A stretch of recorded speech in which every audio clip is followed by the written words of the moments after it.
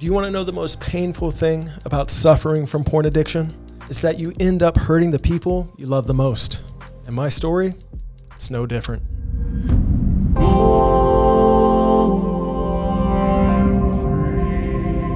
Welcome, brave explorers, traveling heroes, and powerful creators to this infinitely expansive present moment co-created by you and me to explore the transformative power of experiential truths, consciousness, and oneness. Welcome back, brother. Well, let's start getting into my experience with my ex-wife and how much damage my porn addiction caused on our relationship, but also the damage that it caused my ex-wife. Because there was a lot of suffering that she experienced based off of my actions. And out of all of the things that happened during my addiction, the damage and the pain and the hurt that I caused her to experience was the hardest thing for me to get over. It was the absolute worst. And I've also been able to heal from that. And she has also been able to heal from it as well. So here's just another testament to no matter how deep you're in porn addiction right now, no matter how divided your relationship might be, no matter how disconnected you might feel, there's always the possibility to heal and to become stronger through the addiction and through the healing process. So first of all, when I got with my ex-wife, I was 27 years old and I had been deep in addiction at that point for about 13 years. And for the first year of being with her, it felt like I was healed. I said I was healed. I was watching porn maybe like 2 times a day. And then when we got together, it went to like 1 or 2 times a week, maybe. I actually had pretty good week stints where I wouldn't. And I was having sex with her. I was having a really good sex life with her. Now, at the time, because of the 13 years of addiction and my experience with women prior to, I was taking a lot of Viagra and Cialis in order to achieve an erection.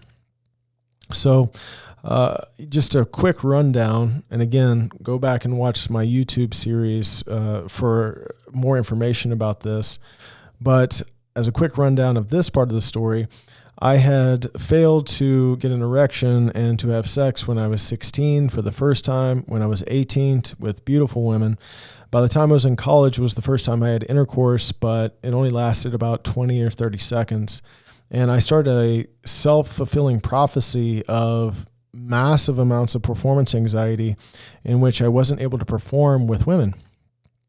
And this is what I was talking about in video 1, that, these experiences that I had where I wasn't able to perform started to create beliefs in my mind. And the beliefs in my mind were that, 1, I wasn't able to perform with women, and I started to create this to happen because I was afraid of it. So I was afraid of being intimate with women. So the fear would then manifest fear, right? So let's just say there was multiple times, I'll just use an example of being with my ex-wife at this point, that in the beginning, like I said, I could take Viagra or whatever else, and I was experiencing a lot of love, right? There wasn't a lot of fear. There was just this overwhelming feeling of love. And I was able to do it a couple of times without the use of Viagra and Cialis. But after a year, the relationship started to become normalized, right? I mean, like the honeymoon phase was over and then things started to become kind of normal. And then with that, I started to slip back into watching pornography 1 time a day at least, with her while being with her.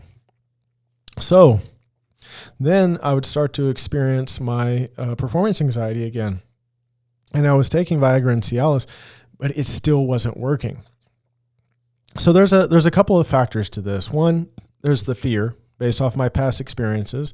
And I was using my past experience to justify the fear that I was feeling in the present moment. And again, when you experience anxiety or fear, you constrict. For one, you're constricting your veins, right? So there's not a lot of blood flow that's going there. 2, also, if you're afraid of it, you don't want it, right? So it was weird. It was like I wanted to have sex with her. I wanted to experience sex and love with her, but my mind was afraid of it. So my heart wanted to experience it and my mind was afraid of it. So it didn't matter if I was taking Viagra or Cialis. Then I was at about a 50% rate with that. Well, I started to get like visceral reactions in the bedroom. Like I would be like shaking. I was so afraid. And then it got to the point where I wouldn't even come on to her. Like I lost my masculine presence, right? A strong masculine presence that basically says, hey, get naked. We're going to have sex right now. And I'm just going to take you, right? Which is something that I can do with my fiance now. I can just be very direct with her and I can take her with all the confidence and all the strength and the power and my masculine presence to know that I'm going to be able to have sex with her and I'm going to be able to pleasure her. Which interestingly enough, again, when you are watching pornography, you're not thinking about your partner. You're not thinking about giving to somebody else.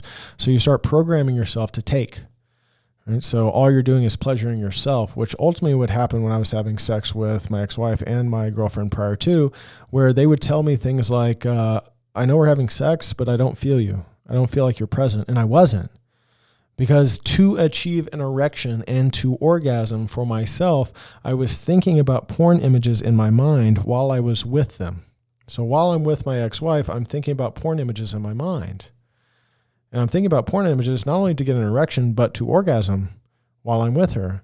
So really, I'm not with her at all. All that is doing, if you're doing that, all that is doing is just replaying pornography again and using your partner to watch pornography and to orgasm pornography. Because what's happening in your mind is what's creating the trigger of the orgasm, not being with your partner.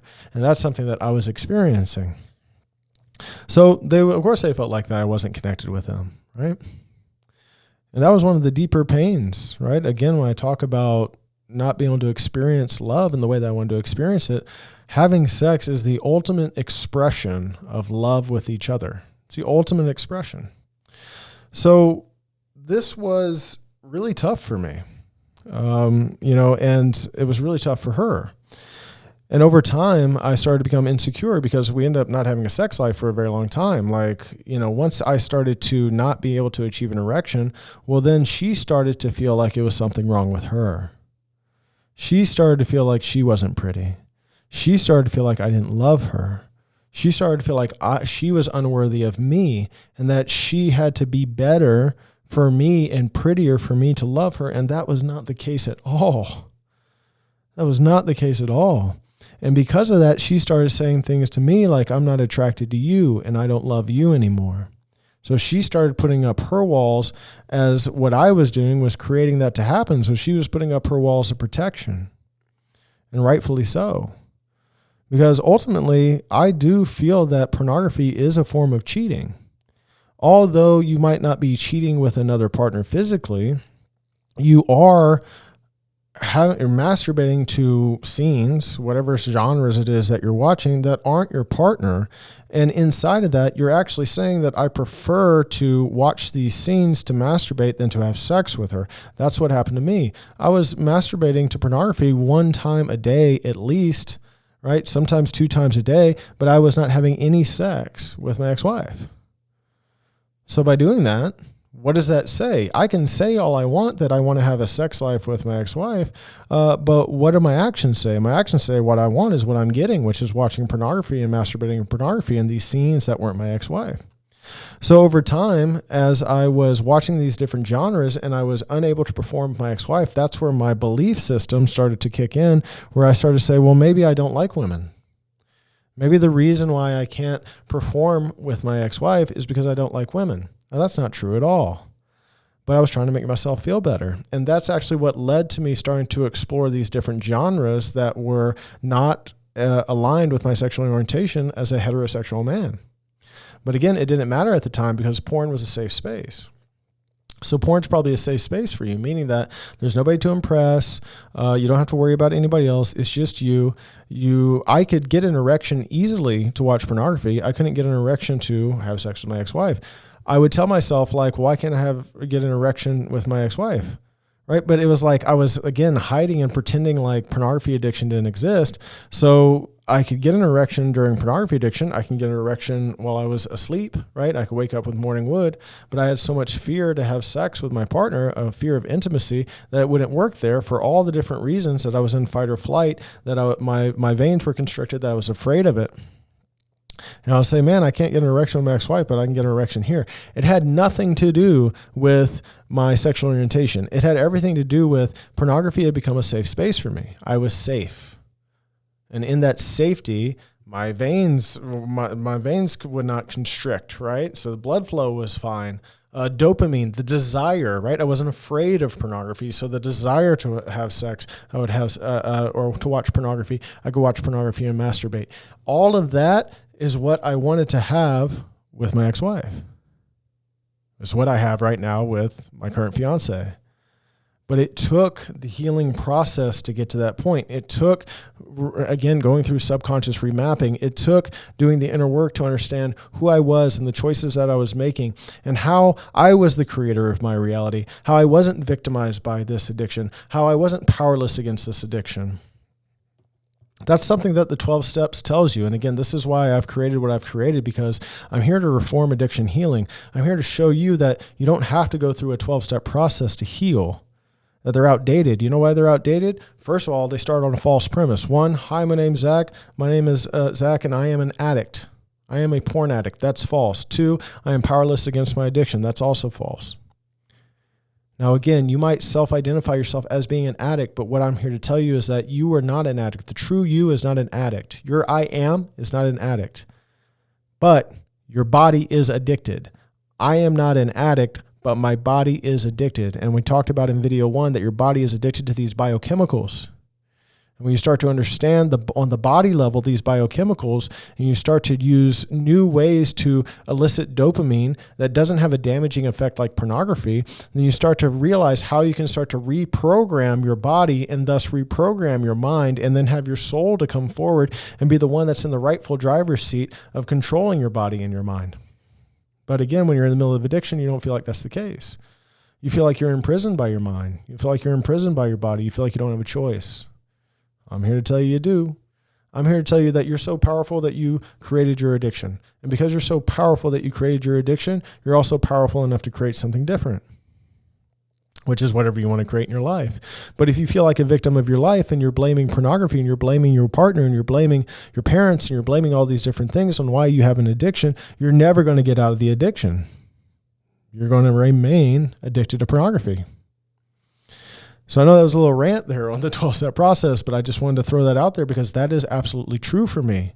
Is that these things that the 12 steps preaches, it's not that it's not helpful, it is, but it doesn't take 12 steps. In the next video, we'll talk about my 3-step process, and the 3-step process that you can move through very quickly depending on how much you are willing and how motivated you are to heal. So if you have not done the worksheets for the motivations to heal from the last video, please go back and do those, because you have to be very clear with your intention and your motivations on why it is that you're going to do this, because you have a lot to push through.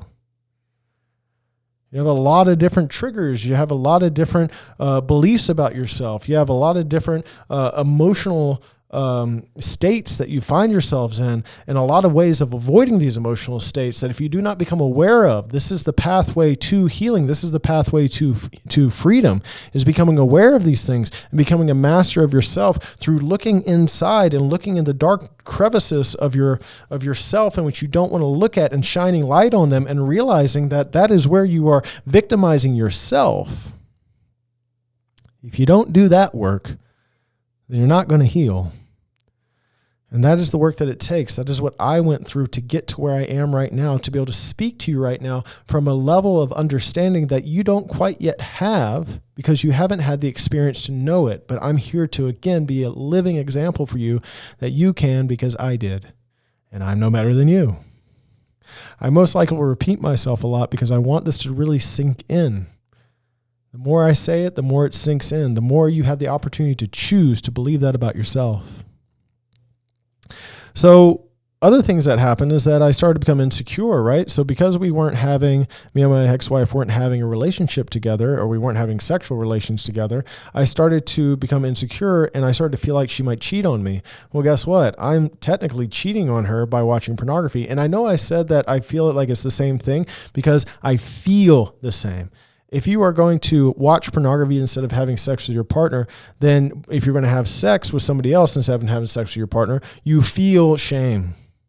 Don't try and compare one to another. Shame is shame. Guilt is guilt. You feel shame, you feel guilt. And with that, you project that shame and guilt onto your partner because you're being unfaithful. You believe that your partner might be unfaithful. And that's what I experienced. I thought that she might be unfaithful. So then I started to accuse her of cheating on me, even though I was the one that was doing the cheating or being unfaithful, whatever terminology you like, whether it's cheating or being unfaithful. Unfaithful absolutely is true because you're not being faithful to the relationship. You're not being faithful to the sexual relationship with your partner. You're choosing pornography. You're choosing a computer. You're choosing these genres over having sex with your wife or your partner, whoever it might be. That's what I did. So then with that, the division starts to happen, and then the breakdown in communication. Well, ultimately, you're not communicating because you're not being transparent and vulnerable about what's going on with you. You have been lying to her or him. This is what you have been doing. You have created these things. I would lie. I put out these walls. I made it so that she believed that I was one thing, but I really was withholding a whole part of myself that I was hiding from her. And I didn't want to talk to her about what I was hiding from her because I felt so much shame and guilt about it. And because of that, there were walls up where I cannot have a free flow conversation or communicate with her. And again, how she suffered through the process is she felt like she was unworthy. She felt like she wasn't pretty enough. She felt like she wasn't good enough for me. And none of that was true. She wanted to leave the relationship because I wasn't owning my addiction. Because I was lying, because I was manipulating her, because I was controlling her so she wouldn't see my addiction. I created that. And you might be creating that right now as well. So these are just some of the things, right, that I experienced while I was in the middle of this addiction and how my relationship suffered. And ultimately, again, she's my ex-wife. So we got divorced. And I want to tell you something. She told me, I didn't divorce you because of the porn addiction. I divorced you because you lied to me over and over and over again. I divorced you because you manipulated me to believe that you were somebody that you weren't. I divorced you because you controlled me. You controlled all the aspects of me so I wouldn't see your addiction. That's why I left. I left because I couldn't trust you. And trust is the foundation of a relationship. If you don't have trust in your relationship, you don't have a relationship. It's like you're skating on thin ice the entire time. And all it takes is one little misstep and you fall through the ice. When you have trust in the relationship, you are on thick ice. There's no way that you're going to fall through because you have a solid foundation to fall back on. Something happens, you trust your partner. You can be transparent with your partner. You can be vulnerable about your fears and what you're experiencing and your insecurities and all these things. And it doesn't make you weak. It makes you strong. It shows strength. A true warrior isn't a man that runs out into battle so that he can be killed by bullets or swords or whatever else. A man in his warrior energy is looking inward and being courageous to be able to speak about the things that he feels fear inside of himself, to speak about the things that he feels the most shame about, because by repressing it, you hold on to it. By holding on to it, you end up experiencing it over and over and over again. Courage has nothing to do with the outward expression. Courage has to do with how willing are you to be transparent about the things that you feel shame about. Because once you express them out, once you accept it and express it, that's when healing begins. That's when the acceptance that you're looking for from other people, you realize that you've accepted yourself and that's all you ever needed. Just know that I have worked with men who have been in the military that went overseas, that would run out in front of flying bullets and said that it was scarier to come back and look at themselves internally than it was to run out in front of flying bullets at the potential that they might die. And that is the insanity of your ego. A real warrior is transparent, has the courage to be vulnerable, and through his vulnerability, heals himself and others around him. So for this one, I wanted to give you guys something. So I have a PDF down below. It's the common impulse control strategies or trigger control strategies that I use, that I used. I still use them today. What you're going to find out is that the things that you learn inside of this course, the things that I give you, are not only applicable when it comes to helping you heal from porn addiction, but also in shifting your behavior from things that you don't like doing, habits that don't serve you, to habits that do serve you. Because an impulse, whether it's to pornography or to eating bad food or to scrolling on social media or all these other things that you might be doing, are just not being able to control your impulses. And there is a biological factor. There's a part of your neurobiology inside of your brain that shows this. So you can also check out Your Brain on Porn. If you haven't checked out that for a resource, I will tag that below as well, which shows all the science. I want you guys to see all the science. And one of the most jarring things that really motivated me to heal was a picture of a porn addict's brain, a brain on heroin, and a brain on something else. I can't remember at this point. But the jarring thing was the brain on heroin and the brain on porn, and how much atrophy the brain on porn had compared to the brain on heroin.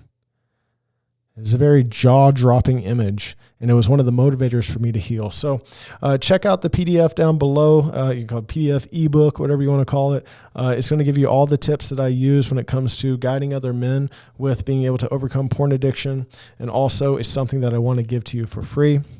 Again, I want to send you all my love and gratitude, and I will see you in video number 3, where we're going to talk about the 3 steps to healing porn addiction.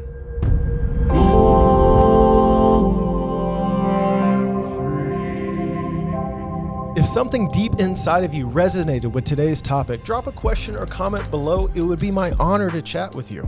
Remember to share this video with just one person you desire to set free, because all it takes is one video, one message, one experience to awaken our collective birthright of freedom and the self-realization that we are all one.